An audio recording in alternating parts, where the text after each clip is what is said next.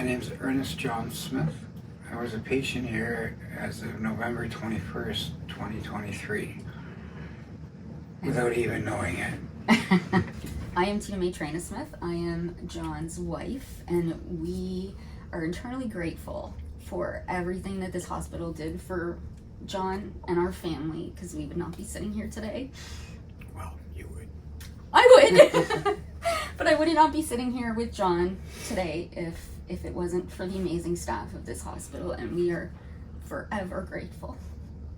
Dr. Nigbu, Dr. Irvine, and all the wonderful staff here at the hospital. If it wasn't for them, if it wasn't for the support of my wife, I know I would not be here. And I would just like to say I am eternally grateful for the second chance that I have been given at life.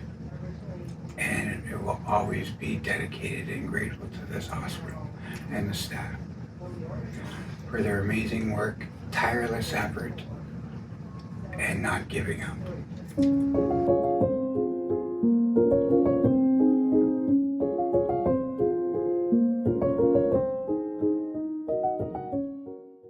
The doors opened and a sea of staff came towards us and put him into the room, and they just started doing their thing, like without even missing a beat. They just boom, boom, and did everything that they had to do. And once they were done that, then they turned to us and we're like, it's okay. It's okay. We're doing everything that we can for him. It's okay. It gave me so much like confidence and so much relief. Like I just knew that I just had to turn it over to them.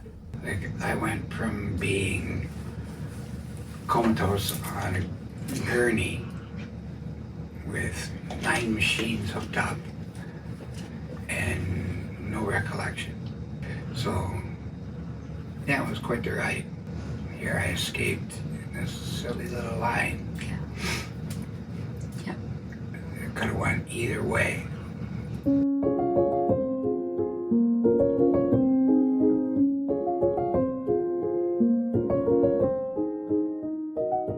So when they finally brought us in to see John, when they stabilized him, Dr. Inegbu, it was almost like watching an orchestrator, and I didn't understand the language because it was all medical language, but he was like, you do this, you do this. They were labeling all of his wires, like all of his tubes and everything. And just to watch them, it took my breath away because they just flowed so, it was almost like they anticipated what he was going to say and were ready to do it. And they did it with such grace. They told Tina Mae that they weren't sure if I was going to be fully functional if I wake up.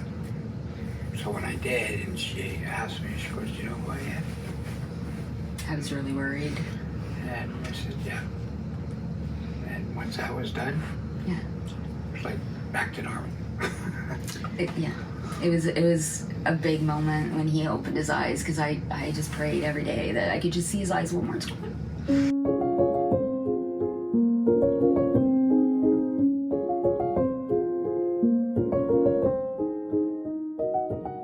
He looked at me and he clapped his hands and he said, "Smile, your husband's alive." And I just instantly started to cry, and he was right. Like, he was right. I had everything in the world to be grateful for. I didn't know how long, but the potential was that he could get better, and he did. And he was just, I just knew from his eyes and the way Dr. Irvine looked at me, and I just knew we were in the right place. And they said to me at one point, to put it in perspective, your husband is one of the 2 sickest people in this unit right now. So we can't, and they didn't want to give me false hope, which, again, although it was really hard to hear, I appreciate the honesty.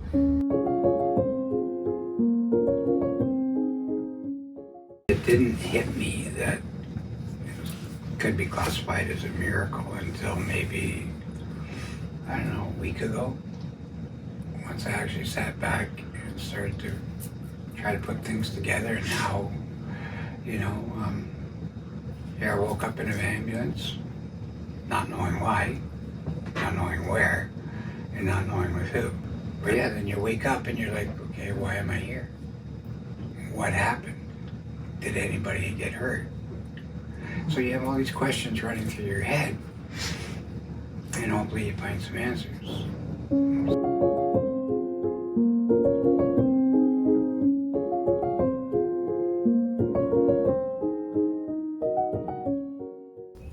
So I'm guilty of it too, or I've been to emergency and you're waiting for a very long time and you get agitated that you're waiting and waiting and waiting and you don't see any movement and you think that people maybe are just like slow or whatever, but that is definitely not the case. I can 100% say that when you're on the other side, where it's your family member that is being cared for and is given the attention and the priority, that you are so grateful, and that waiting becomes nothing. Like it's not even a sacrifice. And so if there's anything that I could tell to the Brantford community is that to trust that the people in this hospital do everything that they can to take care of every single person who comes through the doors, no matter what. They put everything into it, and I've seen it with my own eyes. I've spent 2 weeks in this hospital day and night, and I've watched them work tirelessly.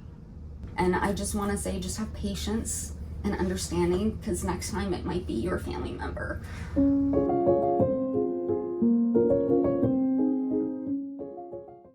I have so many stories of so many beautiful people in this hospital. They took us in. We were blindsided by the whole incident. I honestly thought when I called the ambulance that he would come in, get some fluids, and then we would be back home. But it didn't turn out that way, and the staff took us in, our family, not just the physicians and the nurses, but like right down to the cleaning staff and the Tim Hortons staff and the security who found us a private room. Every little interaction I had with people made such a big impact on me and our family. And just, if you have to be in the hospital, this is the hospital you want to be in. I don't think there was one person that I dealt with in that 2 weeks that rubbed me the wrong way. They were just all, I mean, I stopped on Dr. Irvine one day in the hallway, and he probably didn't realize who I was because he probably sees so many people. And I just caught him and I was like, Dr. Irvine. And he looked at me and I was like, I'm Tina Matrina, my husband. And he was like, he was so kind. Like, he didn't run off. He stopped in the hallway. He talked to me, and he was genuinely concerned and asked me, he goes, I know this might sound very medically technical, but, and then he asked me like a bunch of questions, and I did my best to answer them. But he was just so, they just all, I think, were cheering for us, and they were all just like, you know, wanting it to turn out the right way, and so they looked so happy. Like Sam was the very first nurse that we met in CCU, and she instantly took me into her arms because I was just a mess, and she just held me, like just comforted me. No words, no. And that moment was so special to me, just very special to me. So I never felt like, you know, I could approach a doctor in a hospital, but this experience, it really, like, and I think it's not the experience, I think it was the doctors and the nurses involved that gave that impression, that gave that feeling of safety and security for us to ask any questions that we had, or to whatever it was. They gave us a space that was very, very secure. They're so human, right? Like, you think, like, when you come into the hospital, that doctors are so much, you know, they're up here, and nurses, like the ICU, and there's so much. And they just never made us feel like that. They always made us feel like we were on an equal playing level, and that I could talk to them and ask them any question, no matter how stupid I thought it was or whatever. You know, like, they just were so welcoming and so amazing. Right down to the housekeeping staff. Yeah, coming in and cleaning up and just, you know, talking to me, because I'm in that room with just him and my thoughts day after day, you know. So just like them coming in and being like, oh, is he getting a little better? You know, he looks a little better today than he did yesterday. And just every person, like, they were just, they were amazing.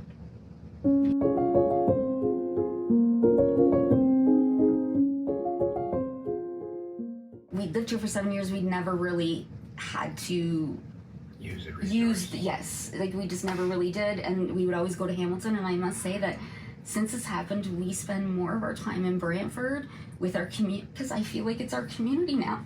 But not just with the hospital. No, Just I the meant like surrounding area. in general, this like Brantford General Hospital helped us to become part of the community in Brantford. Because I think we were a little resistant. I was born and raised in Hamilton, and the Hamilton hospitals are better. And I came here because that's where the ambulance brought him. Thank God, because I just don't know. I mean, What the end result would have been. that's right.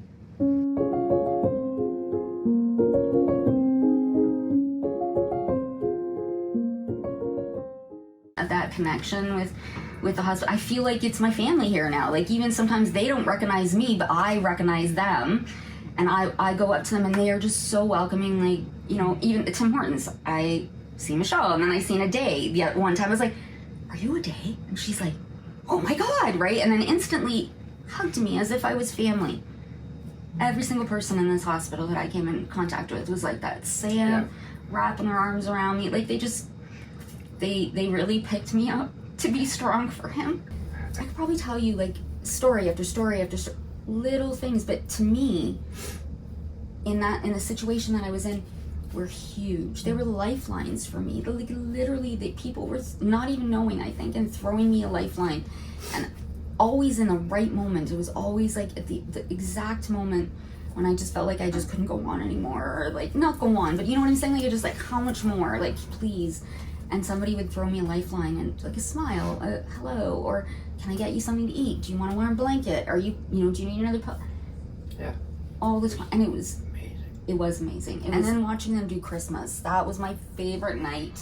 Of all the nights that I spent in the hospital, they put up the Christmas decorations, and I remember I fell asleep and I heard them laughing and giggling, and it was like 3:30 in the morning, and I remember looking out and there was somebody on a ladder hanging up Christmas decorations, and I opened, the Christmas tree was up, and it just made me feel so happy, and so like it was so normalizing. Do you know, like I was just like, even though all this is happening, Christmas is here as a team to like not just do their job, but then also do this extra stuff above and beyond, not for them, but for the people that they care for every day. And they do it selflessly every single day.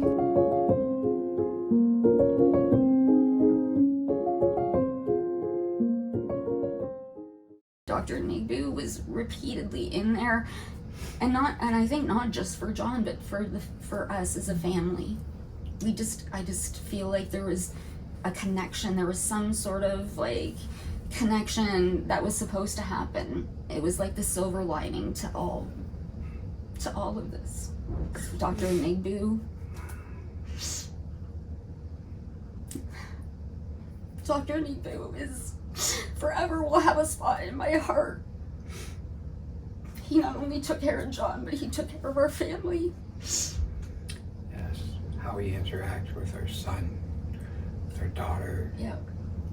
Take the time with to my talk wife. to us, to tell us what was happening, to be honest, even when it was not easy to do. I am forever grateful. And I don't think there's anything in this world that I could do to show Dr. Nigbu and the team and everybody here how incredibly grateful I am. You have done everything, Tina. You guys were amazing. Yeah, it's okay. Amen. Yes. We made it. Yeah, okay. Thank you, everybody. Okay. Okay, Tina, we'll see thank you soon, though. Yeah. Thank you. Thank you so much, okay? It is. They called him Mr. Miracle. That's what Dr. Nigbu said. He came in and he said, as soon as John had the tube out, he said, "We're going to change your name. You're Mr. Miracle now."